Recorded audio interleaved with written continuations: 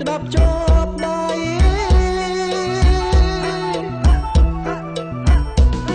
ឲ្យអូនក្តាប់យ៉ាងម៉េចក្តាប់តិចតិចឬក៏ខ្លាំងថ្លៃខ្លាចតែគ្រងចរៃខំបល័យស្រីទឹកណែ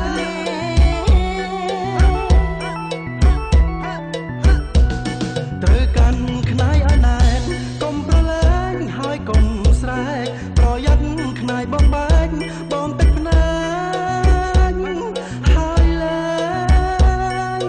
ល្បីឈ្មោះអូណូខ្នាយបងផុកគេមែនខ្លីមិនខ្លីវែងមិនវែងសាងម្ដងសងពូកែមែនព្រមមើលសែនមិនហ៊ានក្បែរស្រីអូនចង់សុំទោសខ្ចីបងពី3ថ្ងៃបើអូនទិញបងលូតេថ្លៃចង់ទិញផងបងមិនអាចលងបានទេខ្នាយបងពេ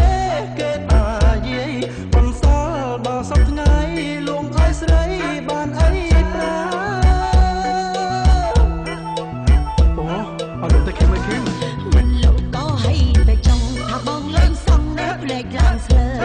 បើសិនជាបងគ្រាន់បើឃីមសុំមើលទៀតបានទេអត់អូហូចង់មើលទៀតអគីមអើយកុំញយពេកខ្នាយដាច់ស្លេកខុសបែបបត់សង្ស័យខំក៏មាត់បងប្រកាសអាសន្នហើយប្រកាសអាសន្ននាងសុំតែប្រកាន់បានទេជឿចុះណាប្រុសព្រាមមេនាងកាន់តែមិនឲ្យសឹករិលថ្ងៃក៏កាន់ជប់ក៏កាន់ខ្នាយកាន់មិនចេះខ្ជិលព្រោះខ្នាយបងស័ក្តិសិទ្ធនឹងណាពិតជាស័ក្តិសិទ្ធិមែនហើយ